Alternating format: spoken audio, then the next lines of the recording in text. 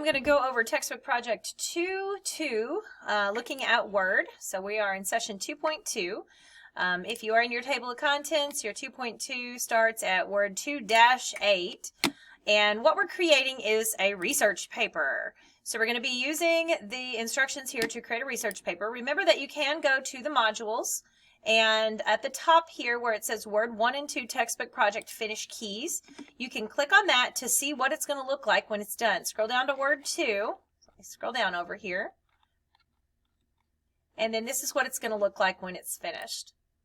So if you're unsure about something, always pop in here and you can see what it's supposed to look like, or if you're not sure what something, what an instruction means, that's where you would go. Okay, so take a look at this first before we get started, just so you make sure you know what's happening here, okay? Now, what I'm going to suggest to you is I'm going to read this. I'm going to read these instructions, and I would say, put me in your ear and just do what I tell you to do without watching me. But then if you have to, come back and pause or rewind me to do the activity if there's a part that you miss, okay? So try to do it with me. So you're going to open up the document. This is going to be your Hamilton document, which hopefully you've already resaved as that. It should be with an underscore Hamilton in front of your name. So hopefully you've already got that saved. We opened those and saved those the other day in class, so you should already have that done. Now I'm going to read these so you won't see these instructions on your screen. And then remember that you might want to keep this open, so if you get confused, you can go look, okay? So they're going to have us open up the document, and they're going to tell you to set your view at 120%. So go ahead and do that. Now press Control A to select the entire document. That's going to turn everything gray. Click on your Home tab, and we are going to look in the paragraph group. So the paragraph group's where you're going to see the bullets and the left and the center and the right and all of that. About in the middle, you're looking for the line and paragraph spacing option. You're going to press that drop down, and we're going to set it at 2. That's going to set us at double spacing. Okay. Now we're going to click that button one more time because Word automatically adds space after paragraphs like we've seen in the past. So we're going to click it again and choose Remove Space after the paragraph. So now it should look normal, like a normal research paper would be. Now, if you clicked off of it, we still want to make sure the entire document is selected. So press Control A if you don't have it all still clicked on. And we're going to change our font to size 12. You just press the A with the up arrow to go up to size 12. Okay, now we can click anywhere. Now you're going to change Sabrina's name on that very first line to your first and last name, and then go ahead and hit save. All right, your next option is going to be, we're going to indent the paragraphs, and we're not going to click on the paragraphs and press the tab key, so don't do that. We're going to use the first line marker on the ruler. Now your ruler should be up on the top of your screen. If not, you would go to View and check Mark Ruler. Okay, now click on that first paragraph, so not the title, Alexander Hamilton and the Bank, but the first line that says Alexander Hamilton was one of the founders. Okay. Click in front of the letter A, and then up on your ruler bar, there's an upside down triangle. And if you point your mouse to it, it's going to say first line indent. This is the first line indent marker. Okay, you're going to drag it over to the line that represents 0.5 inches, the half-inch line. And when you drag that over, it's going to line up kind of with the second S in professor, if you're not sure 100%. Anyway, that's that half-inch marker. And then it's like we tabbed it, okay? Now, you're going to scroll down and do this again to the next paragraph. It says, all told, Alexander Hamilton. So go grab that little marker and drag it in again. And as you can see, this is kind of getting tedious. So now they're going to have us use a special little button that's up in the top left-hand corner. So by your Save button, and then there's the Undo button. Next to the Undo button, point your mouse up there. Next to the Undo button, it says Repeat Formatting. Okay, that's the button we're going to push instead of dragging the ruler bar, which just means repeat what we've been doing. So now scroll down under Early Life, under that heading, find the word Hamilton and hit your Repeat button, and it's going to put that little tab in there. And then scroll down to page 2. Okay, and then the next one is He Soon Began to Desire. It's at the very top. Hit Repeat. Okay, scroll down below the heading Revolutionary War, the word compelled. Go ahead and hit Repeat. Okay, scroll down. And then we have to just keep finding all of the paragraphs and putting those in there. Okay, so the next one is, I believe, well, let's see. I'm not sure if his heroics is or not. So what I'm going to do is I'm going to click over to that answer key because I'm not really sure 100% where that next one is. Yeah, it is. Okay. So his heroics is the next one. Oops. Okay. So his heroics at the Battle of Trenton. We're going to hit repeat there. Okay. Then Hamilton spent the winter of 1777. Okay. Now scroll down to the next page. All right. Underneath the heading, the Federalist Papers, where it says after the war ended, go ahead and hit repeat. Okay. After the next heading, where it says building a new economy, click in front of the A on after the Constitution and hit repeat.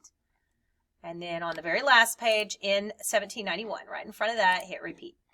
Okay. So now we've got all of those in there. Hit save again, and we're ready to move on to the next page of instructions. All right, our next page of instructions, we're going to add page numbers. They're going to have us to press Control and the Home key.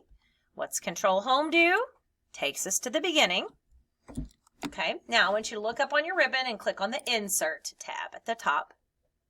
And you're going to see all kinds of stuff. Table, pictures, online pictures, Wikipedia, all kinds of stuff. We're going over to the right section where it says Header and Footer. So we're looking in the Header and Footer group.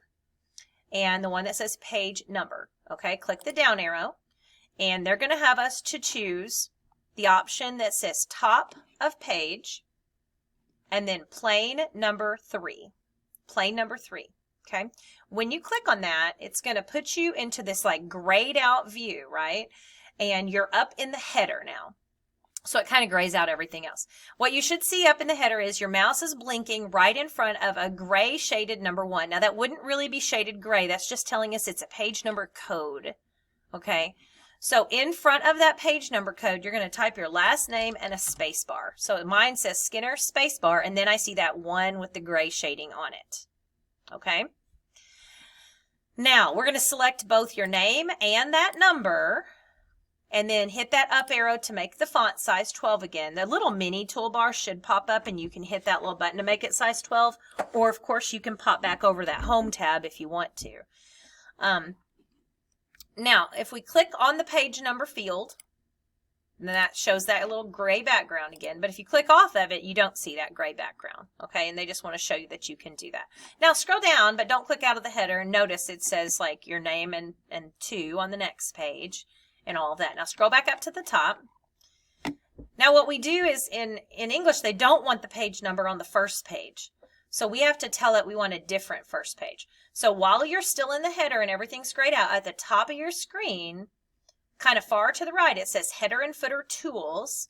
And we're on the Design tab. This is for the header and footer. Okay? Don't hit the Close Header and Footer button.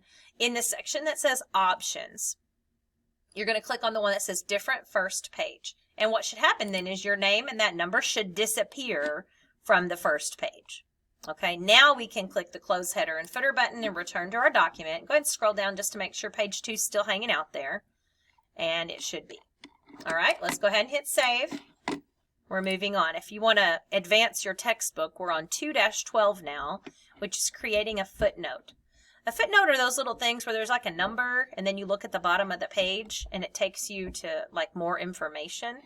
So they're going to tell us to use the navigation pane to find the phrase made him invaluable. Okay, to bring up the navigation pane on our Home tab, click on the Find button over on the right, the magnifying glass. That's going to bring up navigation and I want you to type the word invaluable. INVALUABLE.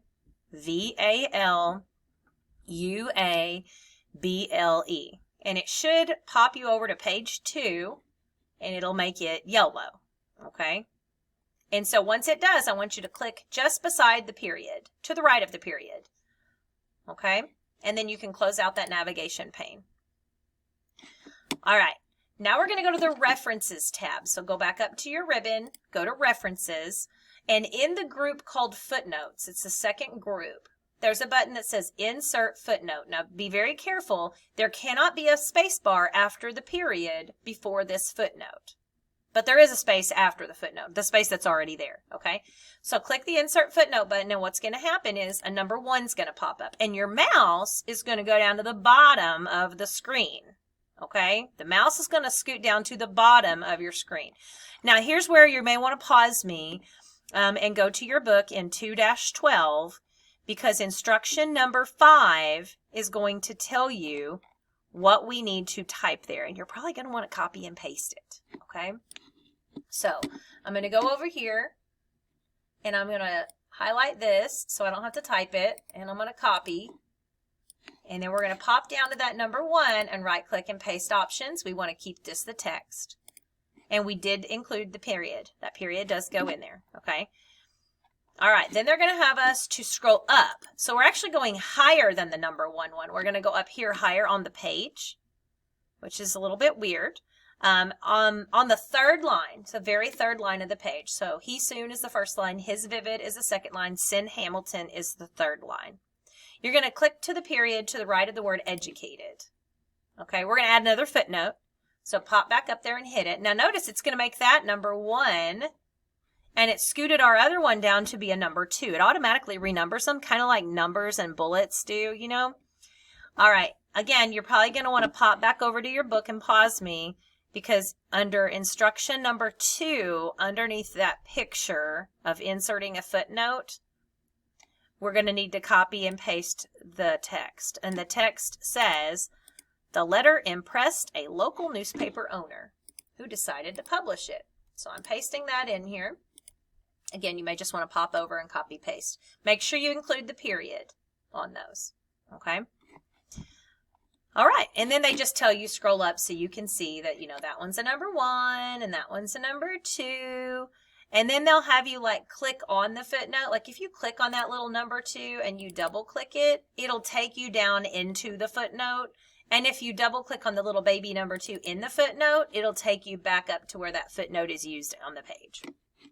All right, let's hit save and move on. Next instruction is creating citations and a bibliography. And that's WD 2-13. Now the cool thing is, and actually I'm going to fast forward here to 213A, we have another one. The cool thing is that if your English teacher has you using MLA format, it's already set up in Word to like create your reference page using MLA format. So you don't have to like look it up and go to Citation Machine or Easy Bib or whatever. Okay, so I'm going to go to the References tab, which may already be open. Mine is. It's the same place where the footnote is. But in the middle section, it says Citations and Bibliography. So I want you to click up there where it says Style, and we want to click on that and make sure we're using MLA 7th edition. But see, there's a bunch of other ones. When I was in college, we used APA most of the time. English is the only thing I've ever used MLA for, to be perfectly honest. All right, so MLA 7th edition, we're going to do that. Press Control F to open the navigation pane. And we're going to find the phrase, however, so you're going to type in, however, as at least, and you got to capitalize the H in however. Okay, however, as at least one historian has observed, you should be able to find that. It's on page 3, so hopefully it highlights that for you. It says, click in the document at the end of that sentence, between the end of the word him and the closing period. So it says, Washington reluctant to part with him. I'm going to click between the M and the period, and then I'm going to close out the navigation pane. So we are between the M and the period. We're not space barring, though. We're just between the M and the period. Okay, now, you know, if you were in English class, this is one of those things where you'd put an open parentheses and, like, the name of the author or something. But we're going to have Word actually do that stuff for us, okay? All right, so we close the navigations pane. We're still up in the references. We're going to go up to that Citations and Bibliography group, and you're going to click on Insert Citation. That's the big button there, Insert Citation. And you could add a placeholder, but we're going to go ahead and put our source in there. So you're going to click Add New Source, and a box is going to come up. And it says, if necessary, click the type of source arrow and choose book. Mine's already on book, so hopefully yours is too. But notice you can see like journal article is in there, article in a periodical, that sort of thing. Okay. In the author box, it says type Natalia Cruz. And so again, this might be an easier one for you to copy paste, but do not put a period at the end of your author's name. Also, don't put a period at the end of the title, okay? So the title is Alexander Hamilton, Immigrant and Patriot. Again, might be easiest to copy and paste this. This is on page 2-13A, and we're down on instructions number 9, 10, and so forth, okay? So I got Natalia Cruz, Alexander Hamilton, Immigrant and Patriot in there. In the year box 2014, in the city box, New York, and again, if you want to capital or copy and paste this stuff, you can. In the publisher box, Brooke Stone, and again, you might want to copy paste Colescott Academy Press, and make sure everything is capitalized correctly. No period at the end. The period that you see in there is for the sentence, not for the name of the publisher. So none of these have periods, okay? So once you get all of that in there, and again, you can copy and paste it if you want to, it's fine. Then it says you need to indicate the medium used to publish this book. And so for the medium type, we're going to put print. So it's a print copy of a book, not like a Kindle copy of the book. Okay, now hit the word or hit the button OK, and it should put Cruz in parentheses at the end of the sentence, and it automatically put the space bar in. Okay, that's how that works. So now if you go up and look on Insert Citation, you can click the button at the bottom. See, now you can see we can choose to insert that Cruz reference whenever we need to use it in the document. Okay. All right, instruction now halfway down the page, number 1, to edit the citation. It says in the document, click the citation. So I'm clicking back on Cruz. It's going to be gray and it looks all weird. That's called a content control. It's a little box that has an arrow on it. We're going to click that drop down on that arrow and we get some options. We're going to go to edit citation because let's say in here we wanted to add some additional information like a page number. So we're going to add in 37, which is the page number, and then we're going to hit OK. So we didn't type that in there. We did it by using those options. So now it'll say Cruz 37.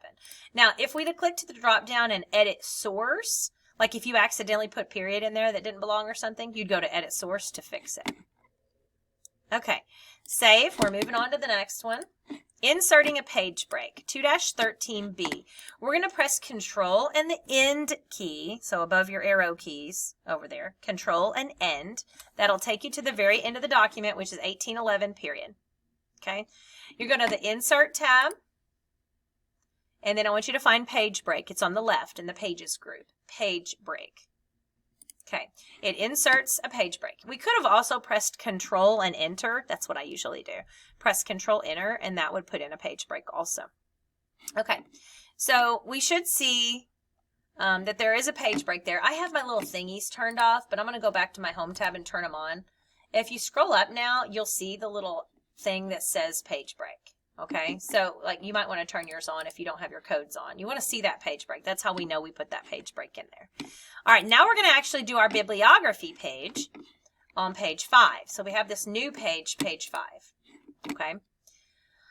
All right, so it says to insert the bibliography, scroll down so you can see the insertion point at the top of page 5. On the ribbon, click the References tab again. And in that Citations and Bibliography group, click the Bibliography button, okay? Now here's what's annoying. It puts it in, you guys should know from English, it's called Works Cited, but it doesn't look right. Like nobody has blue at the top and nobody has it like bigger and at the left. If you're in an English class, you know that. But we're going to choose the one called Works Cited, and it's going to put it in there. And I'm annoyed because, you know, it's the wrong color and it's not double spaced. We got all kinds of problems that we have to fix. Okay, if you click in there, you'll see this is in a content control because it's created by the computer. Okay, I'm going to hit next and go to the next page. Okay, now it says click in the blank paragraph below the bibliography content control to deselect the bibliography. So down here at the bottom, this little empty paragraph that's not part of that, I'm clicking down there to get out of there. Okay, now it says scroll up to display the top of page 3. So we're going to scroll up, use your little mouse and scroll up to the top of page 3 and go find that Cruise 37 citation that we entered. Okay, and then click the down arrow, and this time we're going to say edit source. And see, that brings back up that little box. Okay, now it says for the author, we're going to change the word cruise. You can just double click it, and then we're going to spell it differently. It's going to be Kruse. So it's still going to say Cruise, comma, Natalia. And then you're going to hit OK. Now it says this source exists in your master list and current document. If you get that, you go ahead and click yes. Okay. All right. So now it should be revised. Now it says Cruise 37. And if we were to go down and look at the bottom, it's going to have updated that one also. Well, actually, it hasn't updated it, but it should have. So we will go update it, and I'll show you how to do that next. Okay, so we're going back in here. Next page is updating the bibliography, word 2-13E. So we're scrolled back down here to page 5, and there is a button up here. See it? It has a red exclamation mark. So when you're clicked in the box, there's our update citations and bibliography button. All right, give that a click, and now it's updated. So it doesn't do it automatically. You do have to go click the button. Okay, now we're going to actually format this properly. So click on where it has that works cited heading, and let's go to the home tab here. And on the home tab, do you see in the styles section, there's like normal, heading 1, heading 2. Well, it has a heading 1 and we don't want it to be. So just click on normal to make it normal. And then in your paragraph group, click center to center it like it would always be. Okay. And then select everything in the box and change the font to 12, just like we did before, and the line spacing to 2, just like we did before, and hit that drop down and remove the extra space after the paragraphs. So all the same things we did earlier. Okay? All right, so we got all that done. That's all good to go. And then now I'm noticing that I apparently skipped something. Whoops. Always fun whenever you accidentally skip something. So, and you know I'm not going to re-record this, because if y'all know me at all, you know that's not happening. Okay, so let me figure out where I skipped our second one. I must have totally skipped a page. Okay, well, that's okay. I'm sure it was before the citations. It was probably farther down after Natalia. Edit the citation. Oh, there it is, to insert 2 more citations. Well, sorry about it if you followed me along. I'm back now at WD 2-13A. Not a big deal. We just have to update stuff in a minute, okay? All right, 2-13A. I'm going to scroll way back down to the section that says to insert 2 more citations, which now I'm kind of mad about. Okay, scroll down to the second to last paragraph on page 3. This is what you get for following along with me, huh? Second to last paragraph on page 3. And then click at the end of the last sentence in that paragraph. So if you're on here, second to last paragraph on page 3, before that heading that says building a new economy, that last sentence that says, according to historian Jeffrey Olin, Hamilton explained the Constitution. It's that one that we're looking for. Okay? And we're going to click at the end of that sentence. Okay? And we are going to click between the period and the word the word powers. So between the S and the period. Okay. Now go back up to your references, insert citation, and we are going to add a new one. So add new source. Again, you're probably going to want to scroll down and copy and paste some of this stuff. It's going to be type of source is a journal article this time. In the create source dialog box, we're going to check the box in the bottom left that says show all bibliography fields. It's going to give us more fields, which we need in order to do a journal article. All right, and then number 5, if you scroll down the page, is going to tell you what goes in here. But we're putting old Jeffrey Olin in here. We're putting in the title, Alexander Hamilton, Inventing American Banking. And I'm just copying and pasting these, being careful not to have any extra space bars or anything like that in here. The year's 2015. I probably could type in some of these things. Pages 122 to 145. You know I'm probably going to type one of these wrong since I'm saying it. Scroll down to volume. It's going to be volume 30, issue 5. And for medium, that'll be all the way down with a red star. Web, with a capital W. Web. Okay. I'm going to hit OK. And it's going to put Olin in there, which is fine. But if you've ever been in like English, you know that when you say somebody's name in the sentence, Jeffrey Olin, you don't put their name at the end. So we're going to click on that little content control. This is number 7 on the instructions. We're going to click on the content control that says Olin at the end of that paragraph right before building a new economy. And we're going to click that little options drop down, the button, and we're going to choose edit citation.